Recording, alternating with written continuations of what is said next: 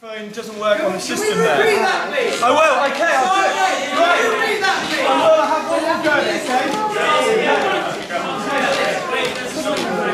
No. Here it goes. Okay, it goes. What day is it? And in what month this day never felt so alive? Lou and Charlie, they just got married. I now can't believe that it's true. 'Cause it's Charlie and Lou, they just got married. They just said I do, with love ringing true. And it's Charlie and Lou and all of the people, and I now know why they can't take their eyes off of me.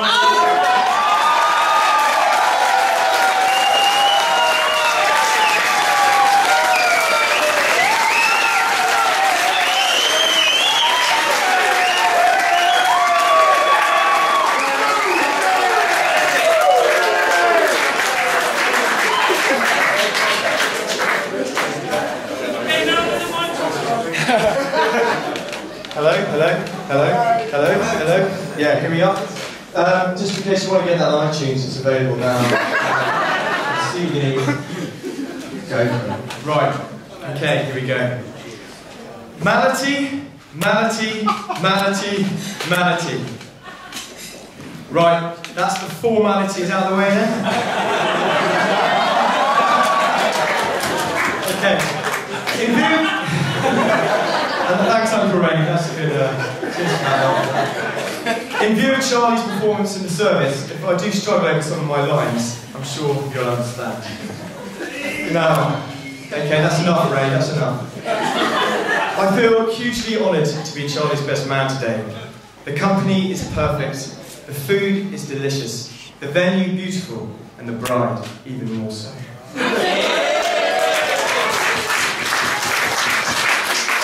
And Charlie's even scrubbed up quite well. And I know they make a lovely couple, complementing each other perfectly, as illustrated by these self-portraits. Lou, the epitome of beauty, clearly working the Van Gogh element, or Van Gogh, depending how you are.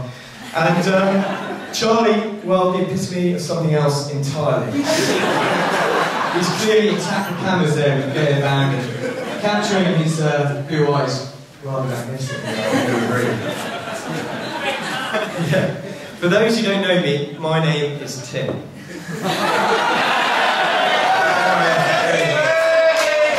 And I'm Charlie's older, some might say younger looking brother. Yeah, sweet. Great outfit. Yeah. Anyway, now I'd also like to introduce my co-anchor and co-best man, known as the Body, or Al McPherson. It's Harry, the youngest Sutton, and quite a handful. Which brings me on to Charlie. We're going to get there eventually. There he is. My brother. There he is, our stag do. Our brother, even. With our black cousin.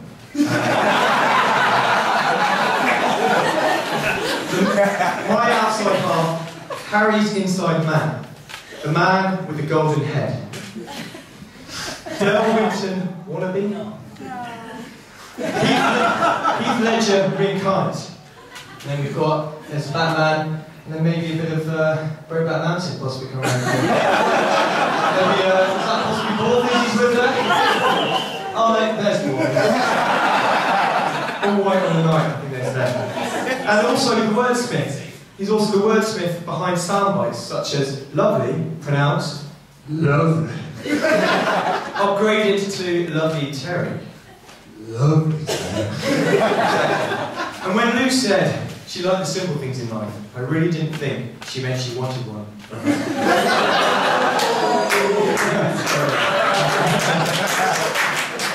I know in some circles it's usual for the best man to touch on the groom's wit, charm, and all of that. But if I did that, I wouldn't actually have a speech.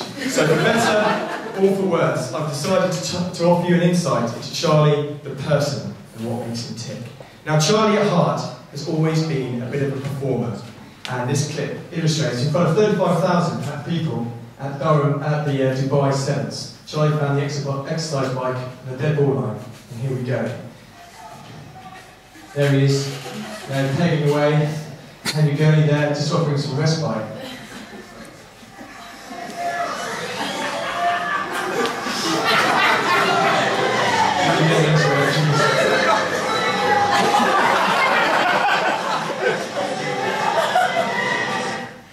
Some might also say he's a bit of a serial poser. This is age 9.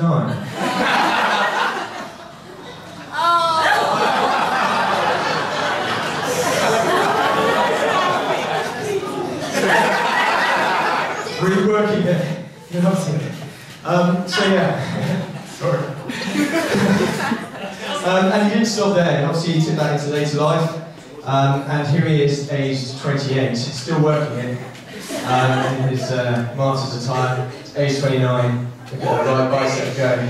He loves it. Yeah. Indeed. Moves! Well, I guess he hasn't actually turned out too badly, especially when weighed against some of his more prominent features, most notably the size of his head. And by head size, I'm not referring to his ego, which is probably proportionate to his head size in any case. And one stat that stands out, for me anyway, but at birth, Charlie's head circumference was measured at a staggering 39 centimetres, which was and still is a regional record. To give you a sense of perspective, this is on a par with the average head size of a baby rhino. You might want to spare a thought from home on all of this as well. One could reasonably argue that Charlie has always had a head start. At least it might explain why he's such a headstrong individual, determined to get ahead in life. Stop there. Well, not that one ahead. But as the years went by, Charlie graduated to the sports arena, otherwise known as our garden, or the Sutton Stadium of Sport, shortened to SSS, or if you're our mum, MFF.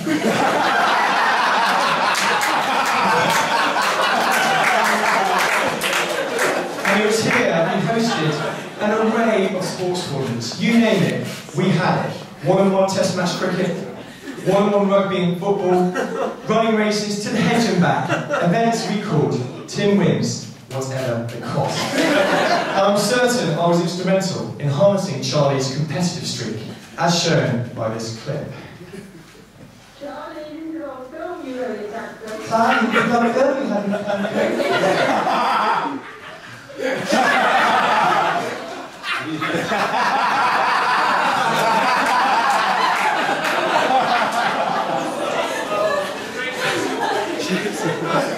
And he was at St Edward's. Here we come. Lovely cheeky school. It was at St Edward's that Charlie developed and showcased his talent for attracting trouble. It was here that he made a number of friends, who in turn became his partners in crime. If James Barrett, an usher here tonight, was known as the Teflon Kid, on account of the fact nothing stuck, Charlie was effectively the fly-paper kid. Everything stuck. And one incident stands out when they booked a taxi from the school to take them back to the village. And at the point of paying, they all jumped out and ran off. Classic hijinks. Or fraud. But what they forgot to take into account, was the fact that they were all kitted out in their games tops, which had their surnames emblazoned on their backs. So the taxi driver simply called up the school and said, "Look, I've just had a load of kids from your school, bear with me. But one of them had the name, I think it was Sutton, on his back. Another Gurney. There he is. Another, I think it was Alan. Does that ring any bells? The school were quite helpful. They even helped him complete the lineup. And they said, let me guess, Borthwick there by any chance? Taxi driver, yeah, he was there.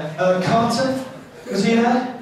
Oh yeah, there he is. Yeah, he was there. And how about Newell? I bet he was there. Was he there? Yeah, of course he was.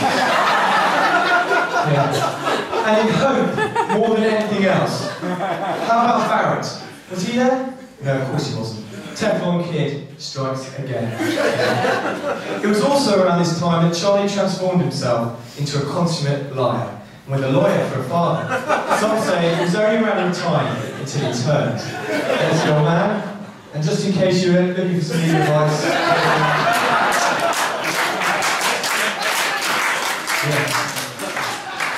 for years, he convinced us he only ever drank water, and this is true. That was until Dad picked him up from the pub, which is Wing Pen, you'll see, to find him unconscious on the pavement with a bucket on his head. Even then, Charlie tried to profess his innocence, claiming his water had been spiked with vodka. But it was too late. For Mum and Dad, he was now very much on their radar, as was clear when they hosted a Bloody Mary drinks party, only to wake up the following morning feeling remarkably sober, not a hangover in sight. Closer inspection of the drinks cabinet revealed that the one remaining bottle of vodka out of the 10 used the previous night had been replaced with water, meaning they'd in effect been drinking watered-down tomato juice with a splash of Tabasco. Charlie hadn't even stopped there, substituting the whole of the spirits section with alcohol-free alternatives. That's right, Charlie had been running a booze racket at school, using Harry as a middleman to gain access to the lower years. So Harry, any commission in it for you, mate?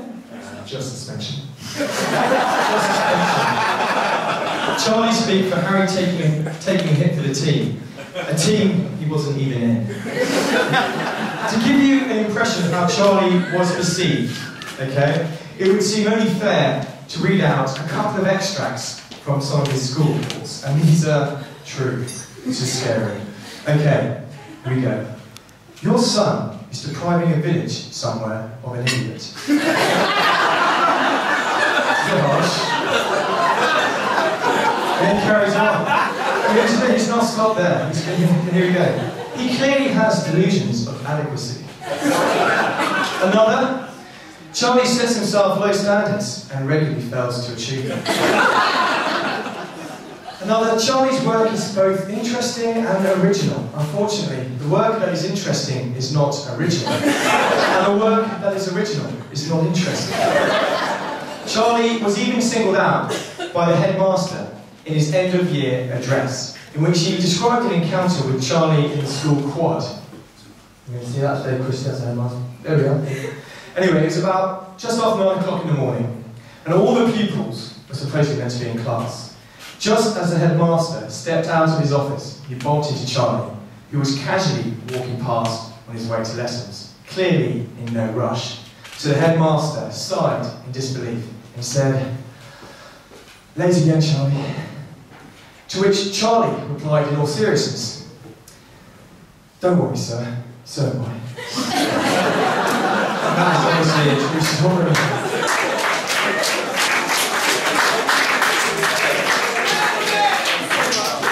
It really is impossible to praise Charlie too highly. In fact, in view of what I've just said, I find it almost impossible to praise him at all.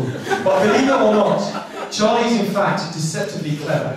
He claims that his true intelligence is disguised by his dyslexia. But does that excuse apply to common sense? I'll let you decide. Was it the dyslexia talking when he got caught going to the toilet next to a toilet sign? It's true. Or how about, whilst in New York, was it dyslexia when he arranged to meet friends at that famous US eatery, the American Dinner? It's true. Or how about, whilst in America, attending the wedding of Roald Dahl's granddaughter, Charlie found himself sat next to a number of Dahl relatives. Charlie politely asked one of them what she did for a living. She simply replied, "I'm a Dahl." That's my American accent. As in, you know, I don't need to work, I'm a Dahl. But due to her American accent, Charlie thought she'd said that she was in fact a doll. I don't know how he thought that, but he did.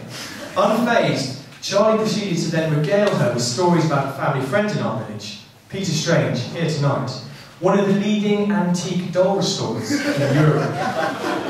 Madame Dahl, meanwhile, thinking she was actually getting an introduction to a top plastic surgeon. Anyway, following Teddy's, Charlie duly found himself at Durham University. Yeah. In fact, it could be said, uni was a trial in both senses of the word. Charlie is a man of convictions, and thanks to Dad's legal expertise, those were overturned on appeal.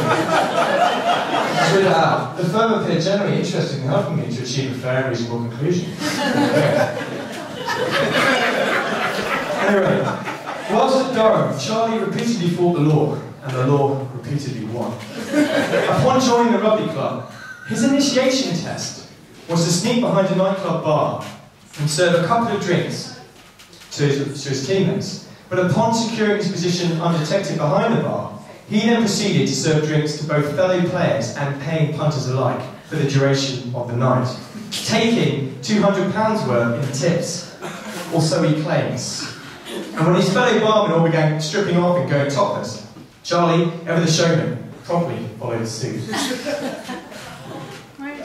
And when the manager twigged that there was an imposter in their ranks, he was duly escorted off to the local police station, spending time behind a different type of bar, where yet more legal advice was required.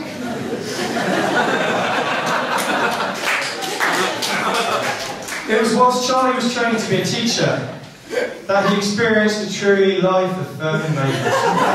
Some might call it divine intervention. Some, an incredible feat of survival. Others, just a rather elaborate form of electrotherapy. But on the 2nd of October 2006, Charlie was caught in the middle of an electric storm whilst leading a number of pupils on a charity walk high up on the ridgeway, when a sudden bolt of lightning struck him directly on the head. Here we go. Come on, it's another pure gray morning. I don't know the day's holding, and I get up right when I walk right into the path of a lightning bolt. Yeah, sorry about that. Charlie survived, his head just about intact, but he was knocked out and temporarily blinded, and he only regained consciousness back in hospital. The incident sparked interest from local and national media alike, and here are a selection of some of my favourite quotes from Charlie, as reported at the time. And if you've ever wondered what lightning felt like, here goes. It was like being hit with 100 baseball bats all at once. How did he explain away his survival? It must have been my big punch. I knew it coming useful one day.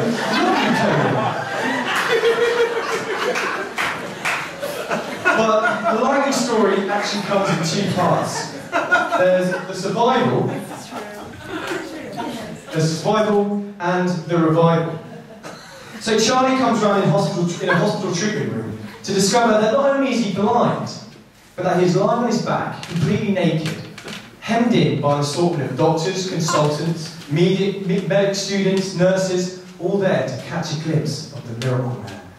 So he's stripped naked so they could locate the lightning exit mark. And whilst they could clearly see the entry burn, which was obviously on his head, they could not find the exit point. And they were subjecting him to the kind of examination usually reserved for prison inmates, not blind inpatients. And Charlie, clearly agitated and a little self-conscious, asked if he'd just be given some time alone, which is understandable, I suppose. And they duly cleared the room. But what he didn't know was that the room had an observation window where everyone went to continue their vigil, as you can see. Now, this is where it's interesting. What happened next is open to debate.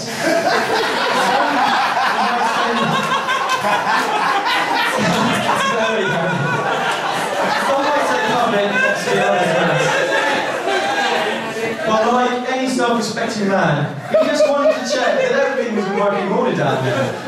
And it was. Keen to restore a happy medium, Charlie put on quite a show to the now packed viewing gallery. And it was at that point, and in a bid to save anyone's blushes, the head consultant got on the intercom and announced rather smugly, "Now, Mr. Sutton, that is not going to do your blindness any favours."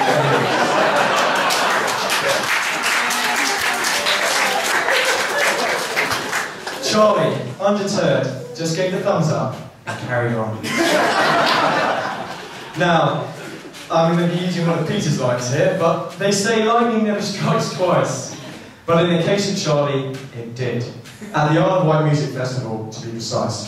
And whilst listening to the Foo Fighters, and in the process of going to the loo, he was struck by the heavenly shape and allure of a different type of loo, the force of nature that was his future wife to be, Laura Hicks.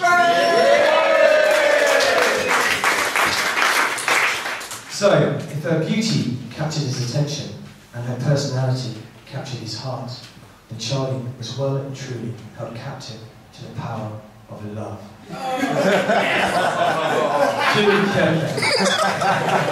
You made me sick. Following a series of dates, it quickly became apparent that he had found his love match, not to mention his best mate. Now they have been virtually inseparable ever since, effectively joined at the hip, and now appropriately joined in marriage. The only thing Charlie had told us about Lou, rather triumphantly I might add, was that she was a professional dancer. And with that in mind, you can imagine our relative surprise when we first met Lou as a family, and she revealed that she was actually head of science at Ryde, with a degree from Cambridge to boot, the dancing just a sideline. Noticing our stunned reaction, she promptly reprimanded us for judging a book by its cover. Brains and beauty could go hand in hand. And it was Harry who summed up what we were actually thinking, namely, what the hell was she doing with Charlie? We can only guess her passion for psychology and the search for a suitably challenging case study had fueled her interest. And as time has gone by, I have to say that Lou has been a wonderful influence on Charlie, the only teacher to have succeeded in exerting some sort of control over him, getting him to stand to attention with remarkable ease. Since the day they met, he has never seemed happier, but Lou, remember, like all puppies, a groom is for life, not just for Christmas. Yeah. All joking aside, for those who don't know Charlie so well, I should add by way of a disclaimer that I never let the truth get in the way of a good story. And it pains me to say it, and it really does, but Charlie is actually one of the kindest, most generous and talented people I know. Most people who meet him invariably struggle to dislike him, no matter how hard they might try. And he will always tend to see the good in a person or a situation. Saddle that trait with a very easygoing, genuinely caring nature, and it's hardly surprising that Lou has so much time for him. From a professional standpoint, in his capacity as head of science, rugby and cricket at Pamble School, Charlie is actually on another level, but in a good way. A classic case of poacher turned gamekeeper, if ever there was one. He knows all the tricks in the book, and to watch him in action, it is clear that he knows his subject inside out, commanding respect from his pupils and peers alike. And if you look past all the showboating, there really is an inner steel and determination, a characteristic which you underestimate at your peril. Let's see it. Academically, we've joked that he can sometimes struggle, but he still walks away from Teddy's with top A-levels and the second from Durham. We're not sure whose they were, but he walked away with them nonetheless. Musically, he was one of the top choristers in the country. Sports-wise, there is a conviction he had the talent to make it as a professional cricketer. He was one of only 3 schoolboys to have ever actually scored a century and taken 5 wickets in the same match against Eton, universally regarded as the top side on the circuit. And you'll be,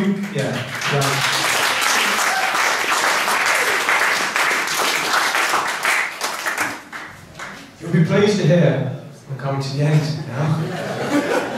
But before the start of today, Charlie and I were just going through a couple of basic exercises to keep his mind nimble and sharp.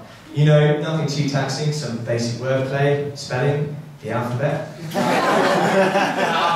Anyway, I asked him to give me his longest sentence, and he came back quick as a flash for a change, with life imprisonment. Right, so in light of today, some might call that a little bit ominous, but Charlie is a sucker for punishment, and Lou takes no prisoners. So for me, it seemed like a match made in heaven. But on a serious note, the one thing I will say to Lou is this: if Charlie turns out to be half as loyal and supportive a husband as he has been a brother, you can look forward to a very long and very happy marriage. Nice.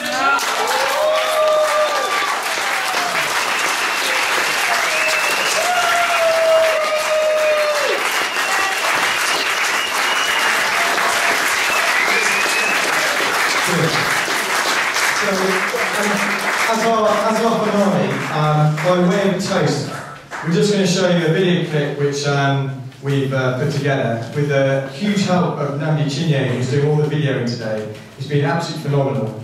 He was huge in putting this together for me, and I hope you enjoy it.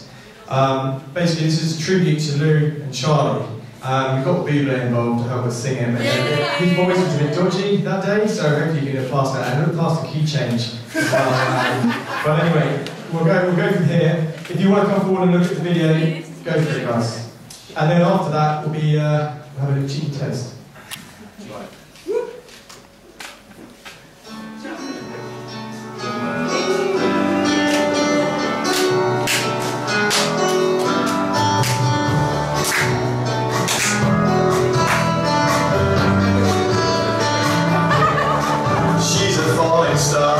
She's a getaway car, she's a line in the sand when he goes too far. She's the perfect bride on a wedding day, and she's the perfect thing to say. And he plays rugby, yes he's kinda cute. Always wondered what he looked like in a bathing suit. Pretty bloody good, and he knows it's true.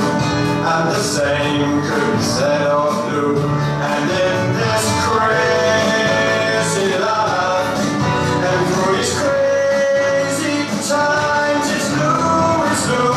She makes him sing your every line, your every word, your everything.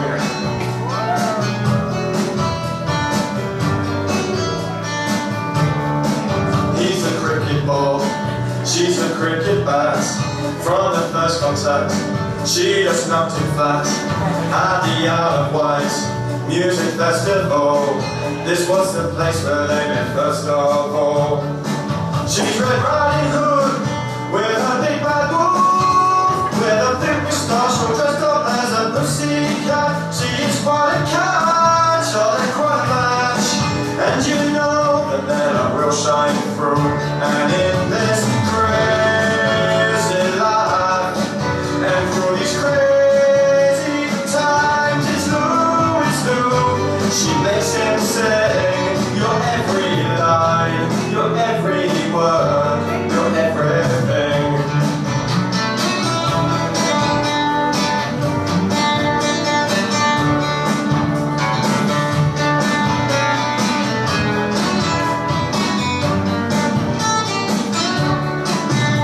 So Lou, la la Lou.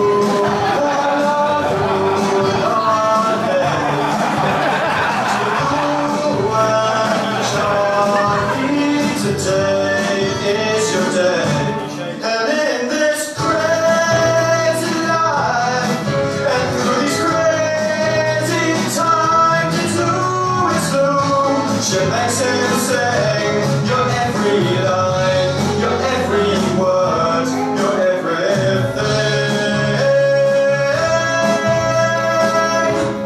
She's every song, he sings along, 'cause you're his everything.